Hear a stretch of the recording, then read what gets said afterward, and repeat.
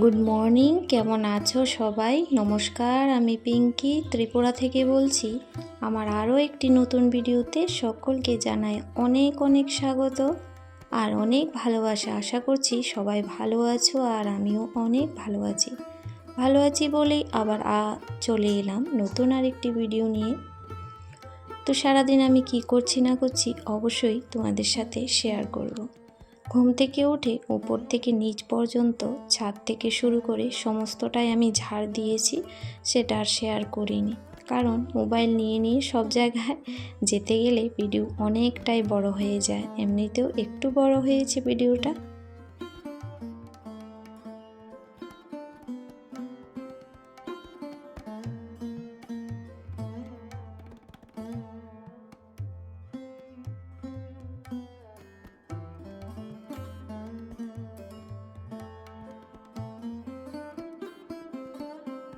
তো সকালে ঘুম থেকে উঠেও আমি সময়ের মধ্যে সমস্ত কাজ গুছিয়ে নিয়েছি।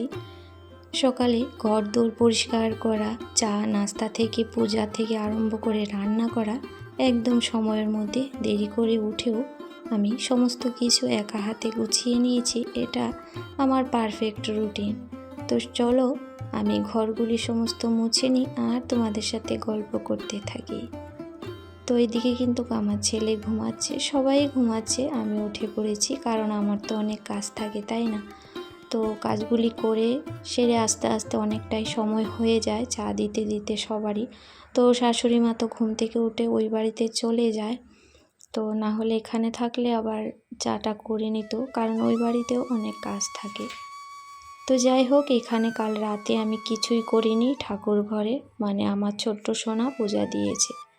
তো এখানে বাসনকুসন মাজতে হবে, ঠাকুরঘরটা ওর বাবাই মুছে দিয়েছে, ও স্নান করে নিয়েছে উঠে, তারপর দেখলাম। তো যাই হোক, আমি কাপড় চোপড় মেলে এখন কিন্তু ঠাকুরের বাসন ধুয়ে সমস্ত ফুল তুলে নিয়ে সোজা চলে যাব ঠাকুর ঘরে। যারা আমার পরিবারে নতুন হয়ে আসছো অনেক অনেক স্বাগত। আমার যদি যেতে একটু দেরি হয়, তোমরা কমিউনিটিতে এসে লেটার দিয়ে যেও, কারণ অনেকে না এসে হাই লিখে যাচ্ছ, আমি বুঝতে পারছি না, কারণ সব থেকে কমেন্টটা বেশি নতুন বন্ধুদের উদ্দেশ্যে কথাটা কিন্তু বলছি। তোমরা যেমন আমাকে ভালোবাসা দিতে চাও, আমিও কিন্তু সবাইকে দিতে চাই, কাউকে ঠকাতে চাই না।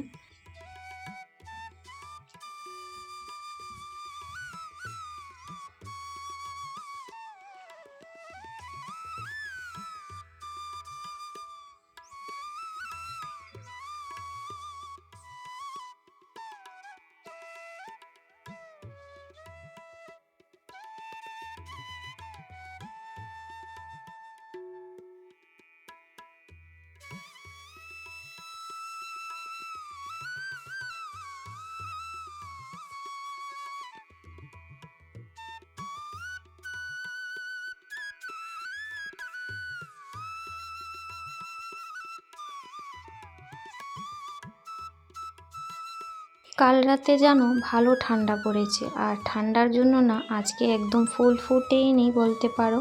আর এই যে গাঁদা ফুল কয়েকটা আছে, 2-4টা, এও গাছটা এখন মরে গেছে। তো নয়নতারা ফুলগুলা এখন প্রচুর ফোটে, তো ওই ফুল দিয়ে কিন্তু আমার পূজাটা হয়ে যায়। আর ওই গাছটার জন্যই কিন্তু আমি ভালো করে পূজাটা দিতে পারি।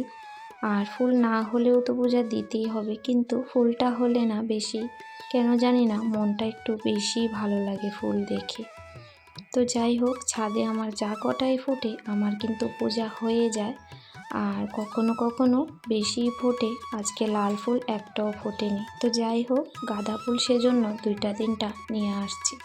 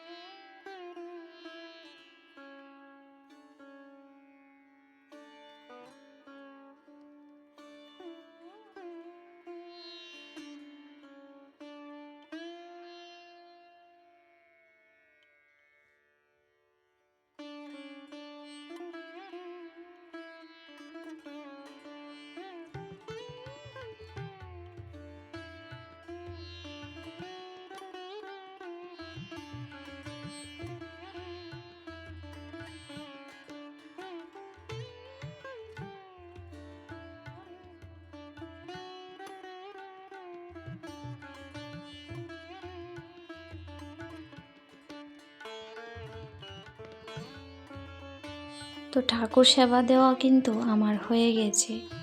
আরেকটা কথা, ঠাকুর কিন্তু আমাদের বলে না ফুল বেশি করে দিতে, ফল ফলাদি দিতে।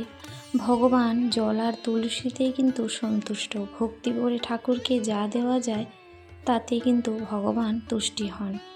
তো আমি ঠাকুরের আসন সব কিছু নামিয়ে বাসন ধুয়ে আবার জল দিয়েছি আর ঘরটা মুছে দিয়েছি। ঠাকুর পূজা দেওয়াটাও কিন্তু শেষ নয়, ঠাকুরঘর থেকে বেরোনোর আগে আবার ঠাকুরঘর মুছে জল টল সব কিছু আবার পরিষ্কার করে আসতে হয়। তো ঠাকুরঘর থেকে আসতে না আসতেই রান্নাঘরের কাজ আবার শুরু। তো রান্নাঘরের একটু উপরটা একটু মুছে নিয়েছি, রাতে পরিষ্কার করে রাখি, তাও সকালে একটু না মুছলে ভালো লাগে না, কারণ পোকামাকড় তো হয়তো হাঁটে, সেটা আমরা দেখি না।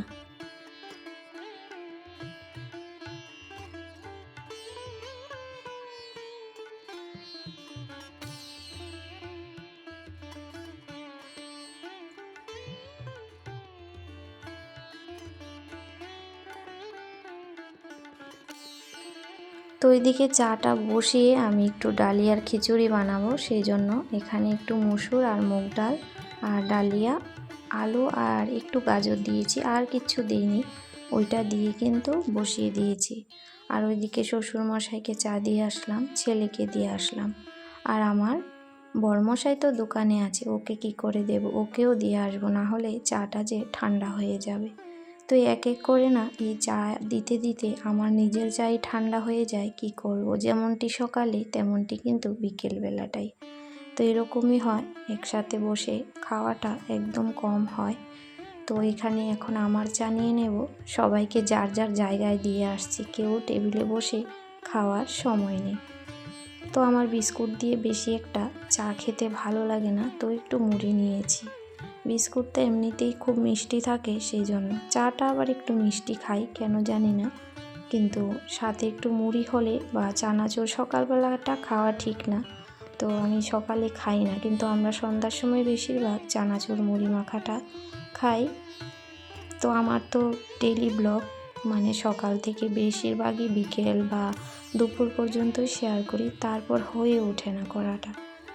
তো যাই হোক, এখানে আমি এই যে কচুটা কেটে নিচ্ছি, তো এটাকে অনেকে মান কচু বা অনেকে অনেক নাম বলে, তো আমরা কিন্তু আমাদের ভাষায় বড় কচু বলি।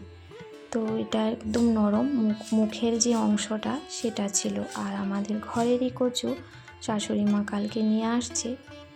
আর ওইদিকে তো খিচুড়িটা হয়ে গেছে, এখন ফোড়ন দেব, আর সাথে কিন্তু আমি কেটে নিয়েছি কচুটা। আর সকালবেলা আজকে রুটি বানাইনি, কারণ দেখছিলাম যে রুটি সবজি বানাতে অনেকটাই সময় নেবে, তো সেই জন্য একটু শর্টকাটে আজকে নাস্তাটা করে নিলাম।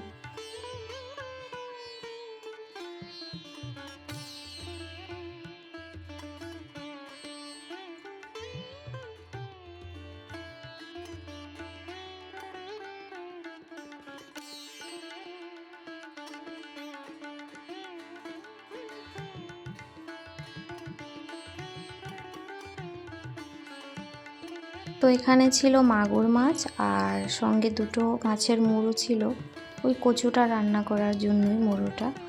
আর মাগুর মাছটা আগেই নিয়ে আসছিল 1 কেজি, অর্ধেকটা আগে খাওয়া হয়েছে আর অর্ধেকটা আজকেই মানে রান্না করছি। তো মাগুর মাছটা আলাদা করে ঝাল করব আর কি, মানে ধনেপাতা, পেঁয়াজ বাটা আর লঙ্কা বাটা দিয়ে, যেটা আমি সবসময় শেয়ার করি, যেটা সবুজ সবুজ রং হয়, আর দেখতে যেমন সবুজ কিন্তু খেতে কিন্তু দুর্দান্ত স্বাদের হয়।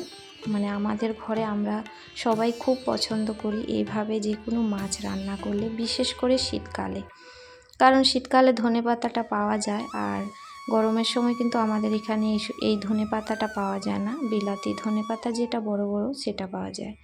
তো এখানে কিছুটা আদা বেটে নিয়েছি, কারণ আমার মিক্সির জার যেহেতু বড়, এটার মধ্যে বেশি করে দিতে হবে, তো অতটা তো কাটার এখন সময় নেই, তো সেই জন্য এখানে কিছুটা বেটে নিয়েছি, মানে 2-3 তরকারিতে দেওয়া যাবে অতটাই বেটে নিয়েছি। আর সঙ্গে একটু মানে গোলমরিচ বেটে নিয়েছি, কচু মানেই তো ঝাল ঝাল হতে হবে, আর গোলমরিচ না দিলে হবে। আর ওইদিকে আমার বড় ছেলে কিন্তু ডালিয়ার খিচুড়ি খায়নি, তো বলছিল ভাত হয়েছে, তো আমাকে ভাত দিয়ে দাও। তো ওকে মাগুর মাছের ঝোলটা দিয়ে মেখে দিয়েছি, চুপটি করে খেয়ে নিয়েছে। তো যাই হোক, এখানে আমি কিন্তু কচুটা একটু ভাপিয়ে নিয়েছি, একদম মোমের মতো গলে গেছে।